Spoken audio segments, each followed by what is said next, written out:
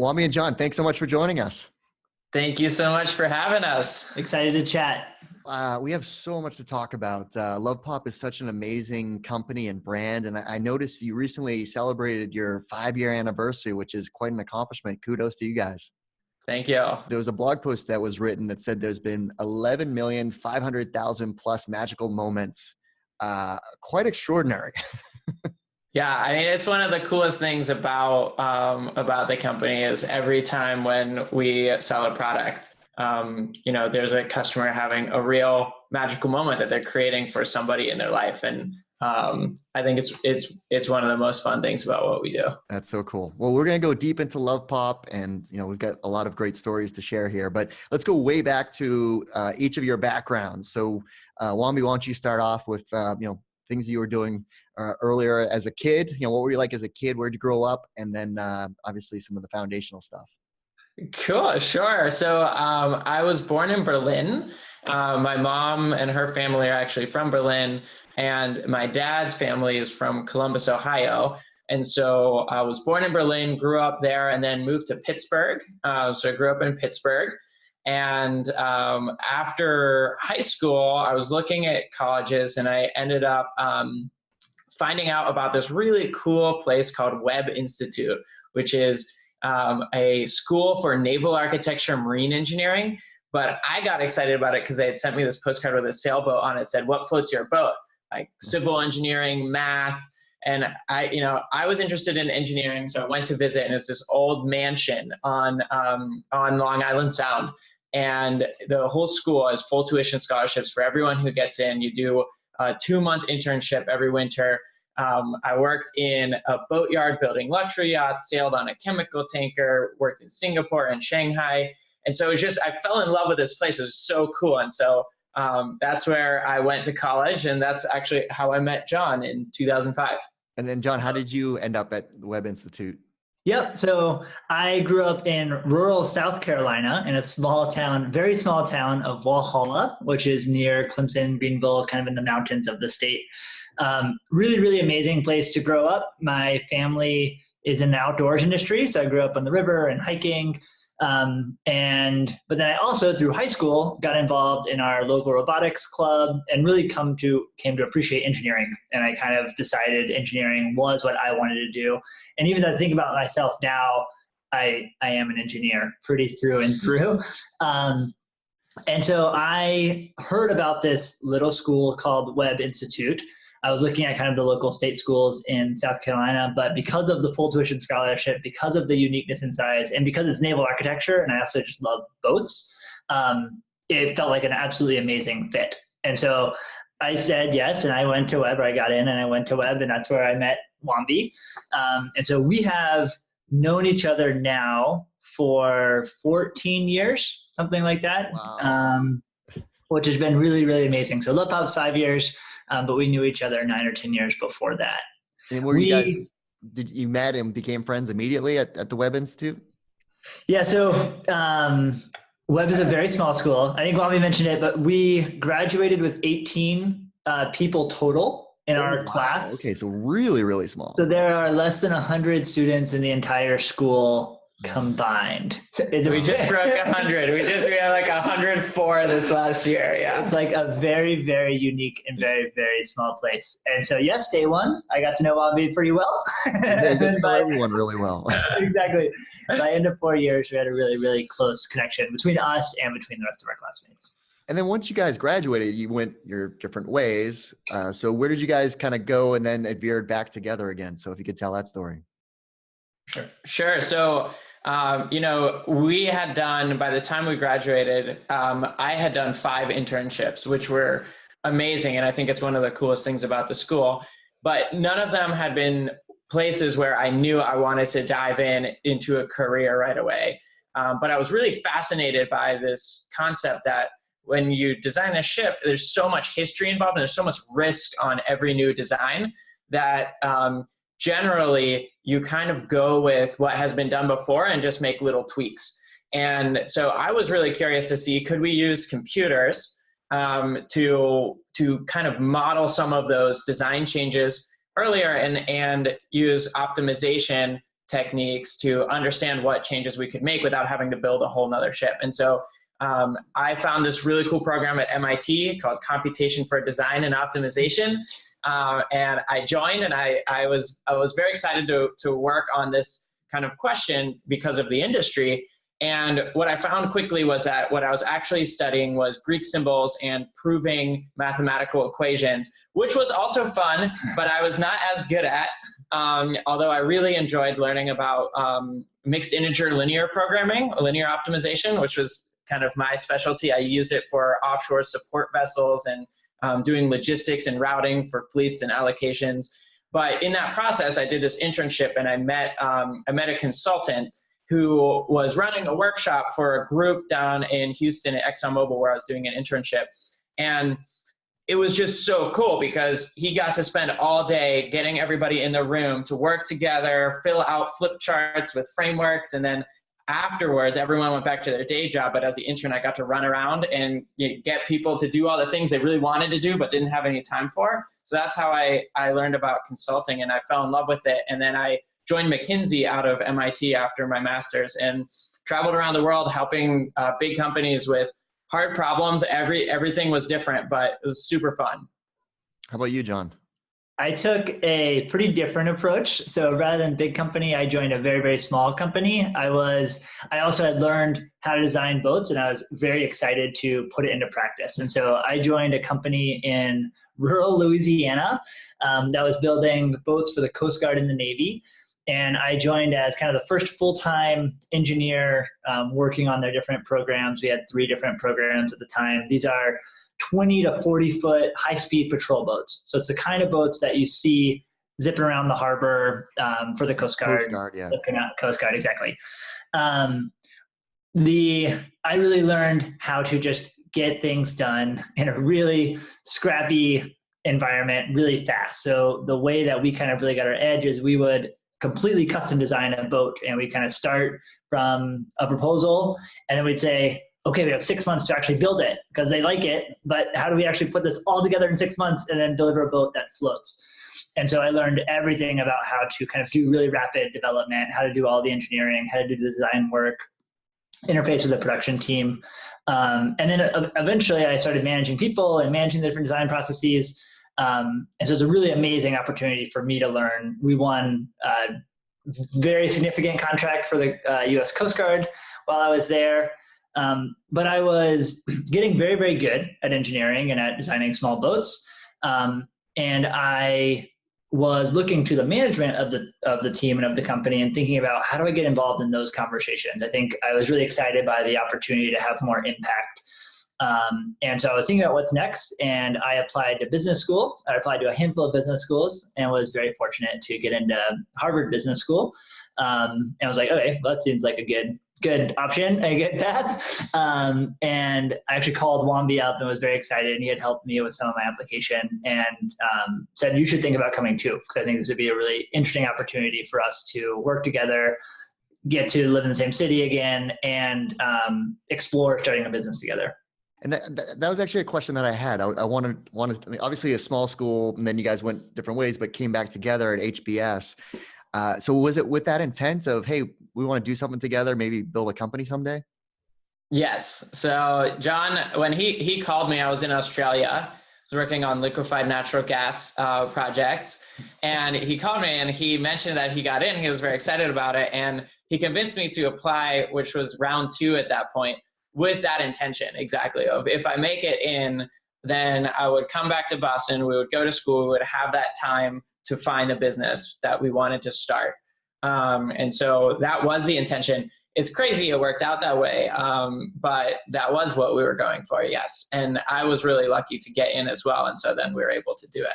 So at HBS, obviously an amazing, 2 years, and you learn so much. But there is such an entrepreneurial spirit that's part of HBS these days, especially with things like the Harvard Innovation Lab. But so before you came up with the idea for what is now LovePop, like were there some earlier ideas that you were tossing around? So even before HBS, we had designed a solar boat together that we thought was really cool. But it went under 10 knots and was going to be extremely expensive. And so we realized no one would ever buy this boat. And so we kind of shelved that. I think we had 4 or 5 other ideas before we got to school. And then while at HBS, we were exploring liquefied natural gas trucking. We were exploring industrial fish farming. I think there are a handful of other ideas that we explored. But ultimately, we were in Vietnam for a Field 2, which is one of their immersion programs. So they send you to an emerging economy, and we were in Vietnam. And we came across this style of art, and we were just blown away. We're like, oh my God, this is amazing. Like, you can make anything with this. It's very similar to the way that you design a boat, in the sense that when you design a boat, you have this 3D shape, and you slice it into planes, and where those planes intersect, that's where you draw the lines, and it's a lines plan. And so that's kind of exactly what happens here. Instead of cutting out, large pieces of steel or aluminum, you actually cut out pieces of paper. And so kind of from day one, we understood the engineering behind it, and then we just really fell in love with the style and the concept. So when did you actually start applying that idea to build a business? Like, did you come home and say, okay, let's try to figure out if we can make these cards on our own with a 3D printer, or like however you created the first prototypes? It was a combination. We brought some back with us from Vietnam. We thought they were really amazing. And we're like, I wonder if other people like them too. And people did. And people thought they were really cool. And we pulled them out of our backpacks. Everyone's like, ooh, what's that? Oh, well, that's cool. And so we did immediately recognize, like, oh, yeah, well, there's people like this. And that's really cool. And then we learned more about the industry. We learned that it's a giant industry that hasn't really innovated in many, many years. We learned more about the purpose of greeting cards, and kind of what sometimes feels like an obligation or become an obligation actually is this really important message or an ability to communicate and connect with the people you care about. And so kind of it did start checking all the boxes of, this could be a really big opportunity. This is actually a really meaningful thing to take on, and people love it. Then we did learn a lot, and we kind of realized our backgrounds, we know how to design these. And as we tried to find other people to help us, it was funny in the beginning, as in tech, everyone's like, platform it, like find people who can design it. And we're like, oh, okay, yeah, we'll try. But like, we actually had a really hard time finding people who could design them. And like, we can design them. Why can't everyone design them? And it is because of our naval architecture backgrounds. It's like this really unique combination of skill sets that has enabled us to kind of evolve the form factor and what we have now. Yeah. So obviously that was like your defensible knowledge that most entrepreneurs couldn't just start a greeting card company doing what you are doing. And right. I'll never forget when I first heard about Love Pop was from TJ Mahoney.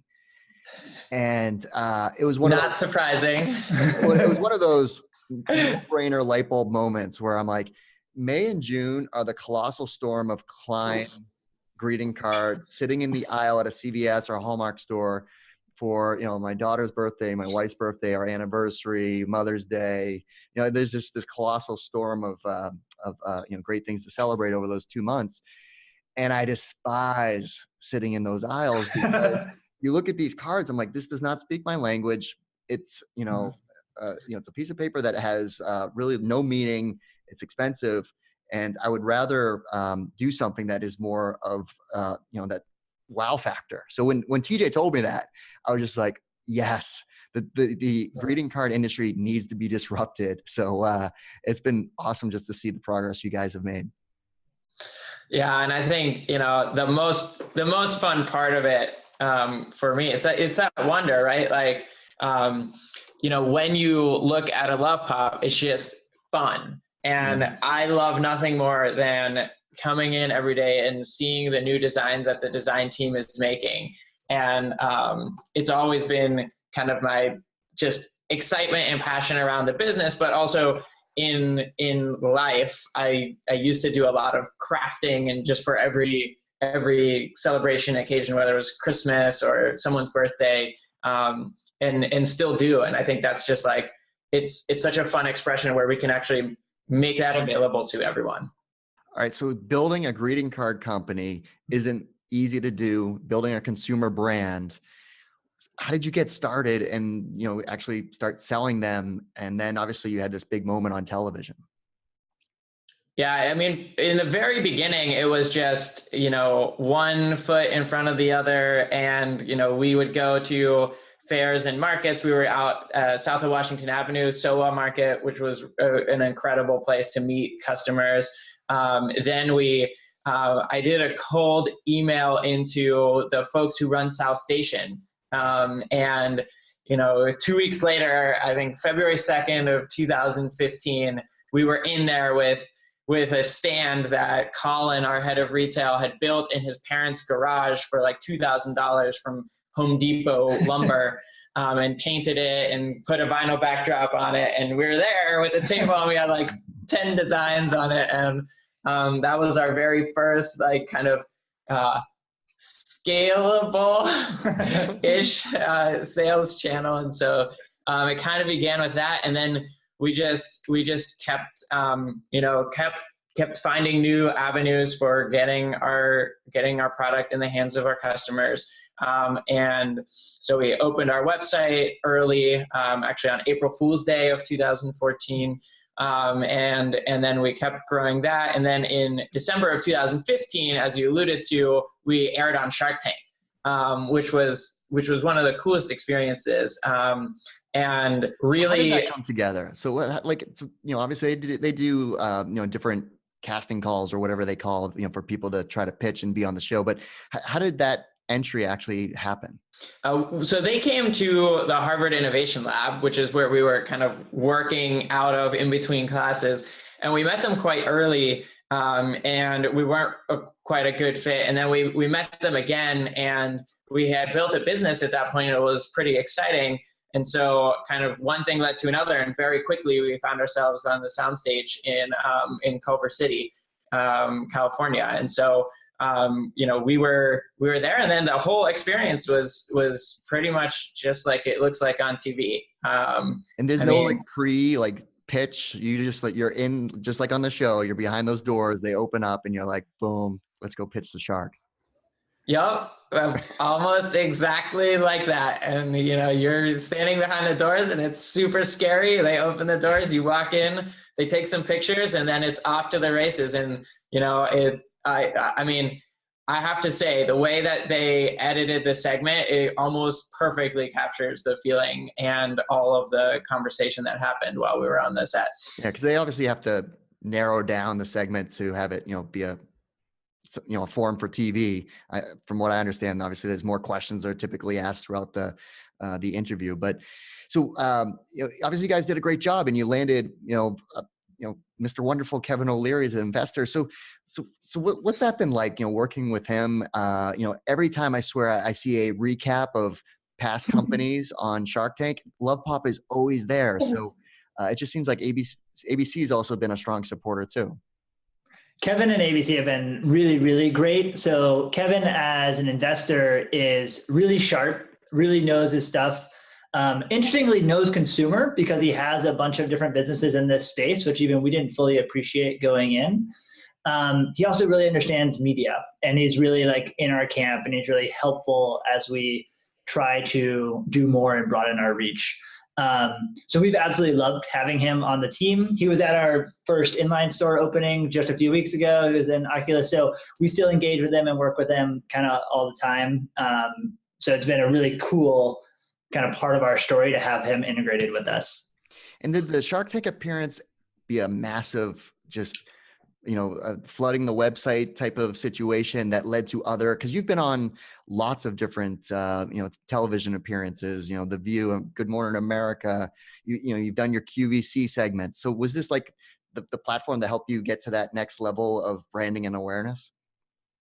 Definitely. I mean, Shark Tank put us in front of 7.5 million Americans in the span of 10 minutes. So it definitely was a large surge of traffic on the website. I think we had something like 10,000 emails come in that day. And we were on the phones until 3 a.m. With 10 people at a time. So it was pretty intense. And then definitely, I think one of the coolest things about Shark Tank is it's a personification of the American dream. And so it's really relevant to everybody in the country. And it's one of the most genuine ways for people to get to know you, because they know you're on the spot.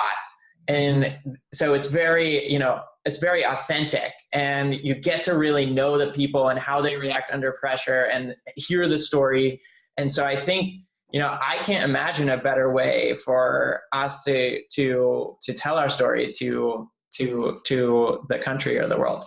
Yeah, and I agree. The program is so well done, and it's just a good family program too. Like my girls, like we watch that all the time, and it teaches them, if you have an idea, you can actually go forward and hopefully build a company and get great investors to back it. Now you guys have continued to scale, and you just alluded to a major retail store in New York City, correct? Yes. Yeah. We just opened in Hudson Yards. Wow.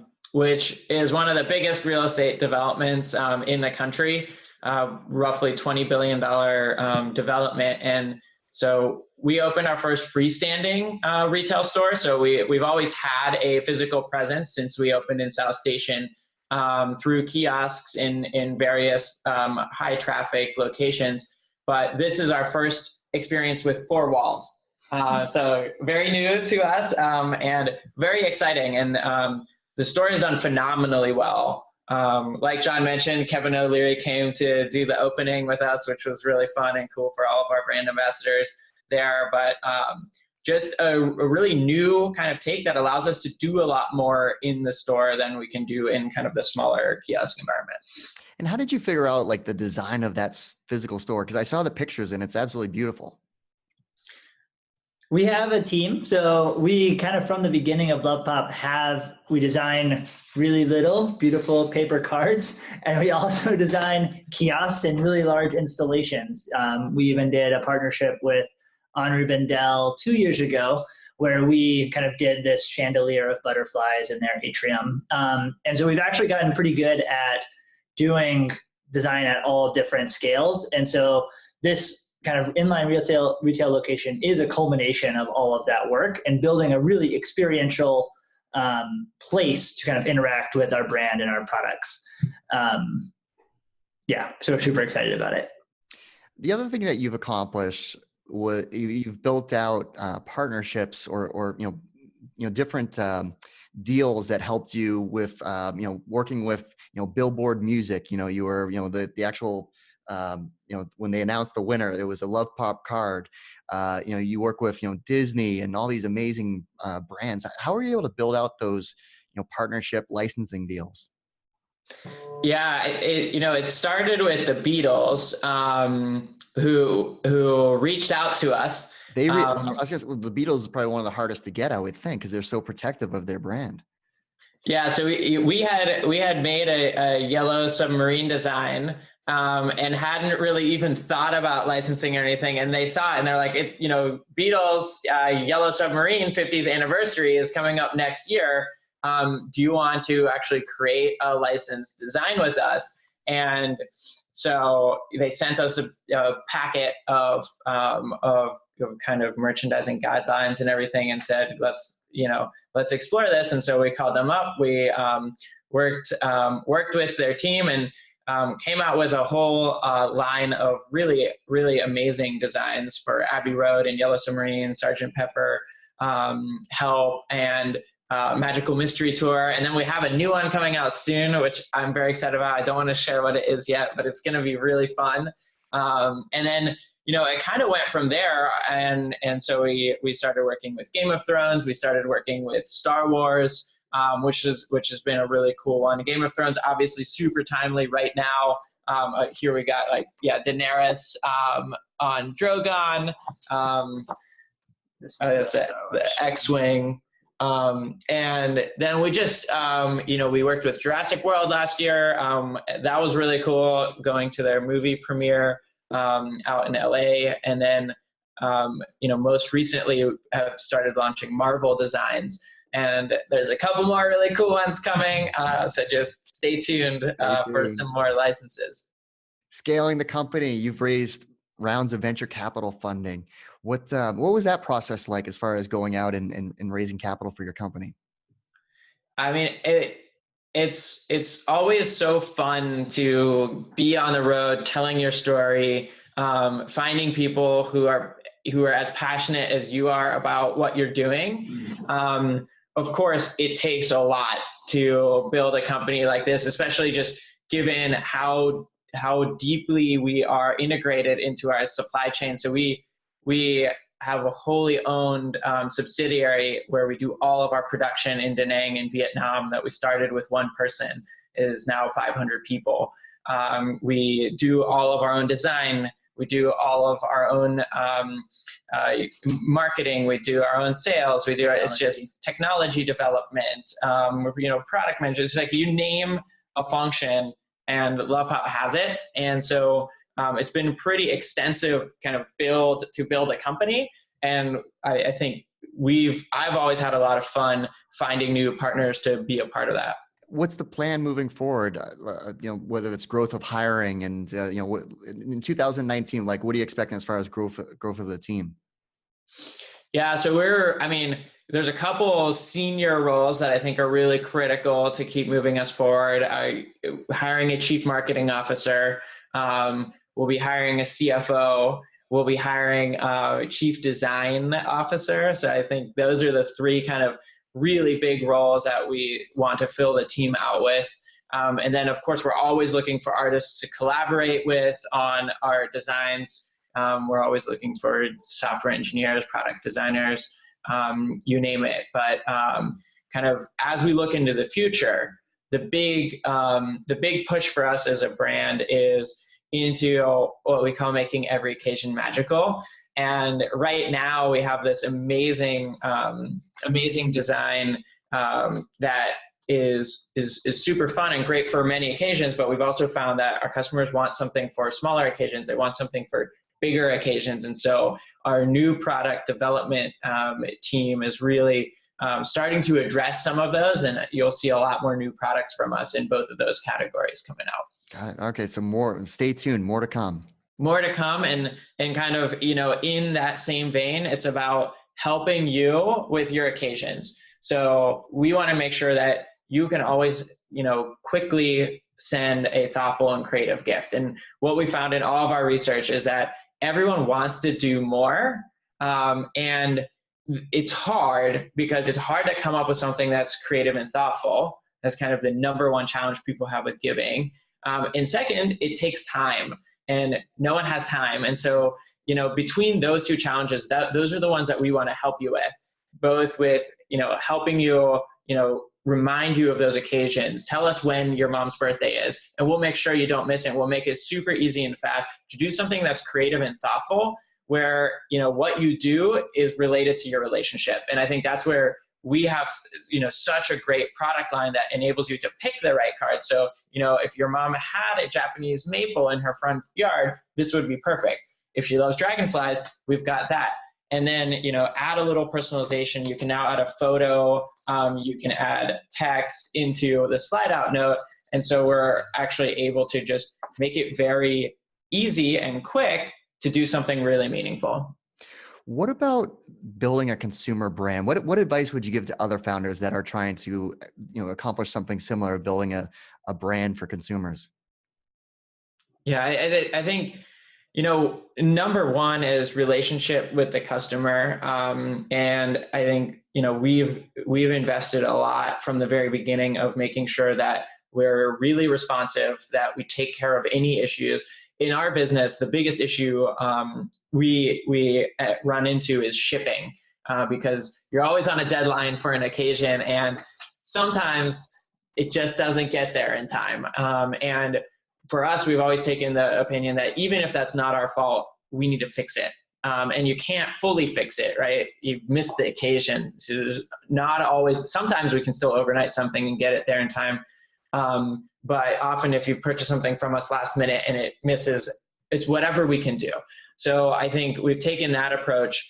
I think the other piece is have a great product and really invest in the product, because ultimately that's what people are coming to you for, and that's what you're getting known for.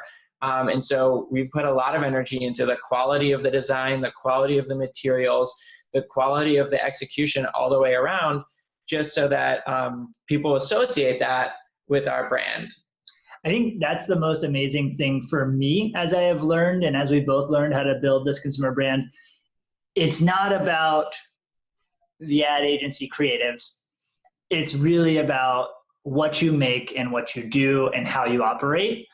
And if you do those in a way that's authentic to you and authentic to what you're trying to build as a company, the brand actually kind of just happens. You do need a mark, it needs to be pretty good. You do need a name, it needs to be pretty good. But otherwise, it's really all about how you execute and how you kind of operate the business and develop your products. And John, how did you figure out that whole supply and demand, the production aspect of, not overproducing or underproducing? How did you balance that? It is one step at a time. As with everything, when you're building a business, you take it one step at a time.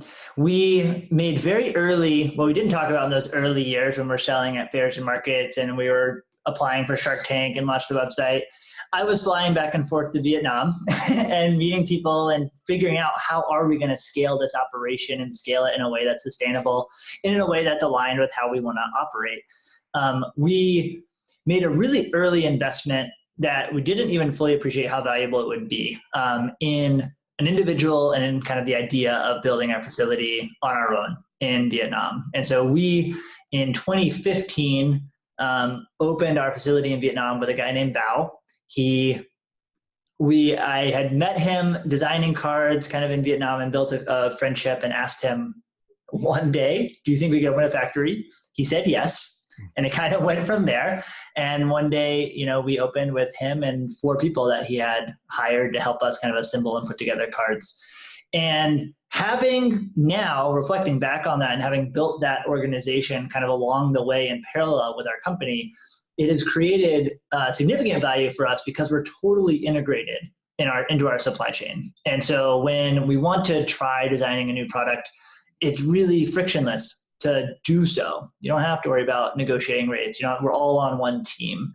And then when we think about how we want to implement our ordering systems and how we want to do our inventory management, it also is really easy and seamless because we're under one roof. And we actually, other fun reference to web, we have 5 web graduates working under the roof of Love Pop. So we have about 90 people in our office and 5 of them went to undergrad, including Wabi and I. 5 of us went to web, one of which is a PhD in chip design who's now applying a lot of those techniques into our algorithms to actually place the orders and know what our forecasting for our SKU distribution and such things. That's so cool. Awesome that you can hire some great alum from the great institution of web.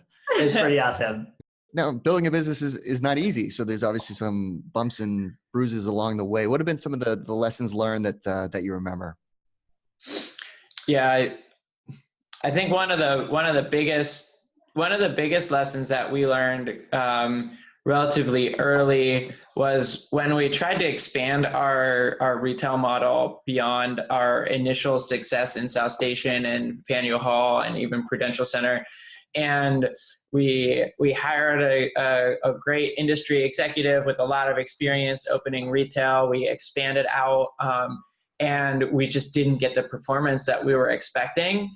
And I think what we learned was, false positives and, how to really think much more critically about the data points that we have and what they really mean. And it turned out there are just so many more variables at play that we hadn't fully understood when we made our conclusions. And so I think that's a really important lesson that's valuable for kind of any business building process, in the sense that you're always going to have false positives. You're always going to have false negatives.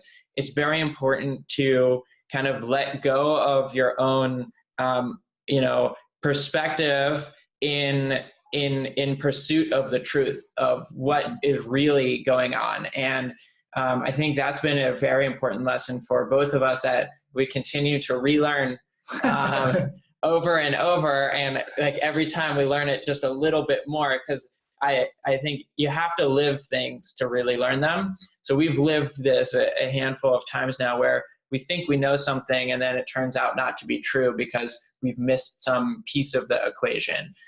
So I think that's probably a big one. And then the other classic, but I'll say it anyways, is people are everything. And having the right people in the right roles totally accelerates any initiative that you're working on, and having the wrong person in the wrong role totally decelerates any initiative that you're working on. And so I think we similarly have learned that over and over again. And it's just so important to keep central. And then as you scale your organization, you have to then make sure everyone in the organization understands that. It actually doesn't have to. That's the big challenge now. It doesn't, the founders understanding that isn't enough. You actually need then your senior leadership team and your management team to really understand how we define success and how we think about, it's also not just work output, but it's also values alignment and cultural alignment, and really capturing all those dimensions is so important. Hiring is obviously important, and making the right hires. Do you have is there like a go-to interview question you have that helps kind of set the stage for thinking if this person is going to be a fit for your team? We have a whole set of them. I think we're very closely tied to I'm sure you're familiar with Jeff Smart and Who, which is a big part of our methodology for hiring. So I think the best answer is, if it's in Who, it's our go-to interview questions. There's another one that we really like that we can't take credit for. I think it actually came from General Assembly, where our head of people came from, but is in an early screening interview to ask, tell us about something where that went horribly wrong and it was totally your fault. Because it really gets at, do they have the awareness? And I think that's one of the key factors that we are finding in people that are successful in our organization and our scaling organization is, do you have the awareness to know where you're strong and where you're not? Because if you do, then like we can build around you and we can help develop you and we'll get kind of where we need to go. And if you don't, that's when it becomes challenging and harder to actually figure out how this works as the company continues to grow. You guys are really busy building a company, so I would imagine this question is pretty limited, but I still like to ask it anyways. What do you like to do outside of work when you do have some free time? I play soccer once a week. It's awesome. It's really fun. And I'm so thankful to the people who organize this team. It's like, it's awesome. And then just cooking, hanging out with my brother, my girlfriend. It's about the extent of what's possible. So I have Love Pop, and then I have a 14-month-old at home. Oh, you do? Okay. I'm takes up most of my allocation. But it's really awesome. I absolutely love having my wife and kid, and it's been so fun. And it's been actually easier than I thought to actually manage both, which has been really cool. And I get to be like a pretend uncle. That is so cool. Obviously, Love Pop is hiring, right? So, if you are interested in looking at opportunities at Love Pop, you can go to their biz page on VentureFizz, which is venturefizz.com/lovepop, and see a list of their openings there, or you could go direct to their career site. But Wambi and John, thanks so much for sharing this great story and background, and I'm really excited to see the future ahead for Love Pop. Thank you so much, Keith. For sure. Really enjoyed it. Really great.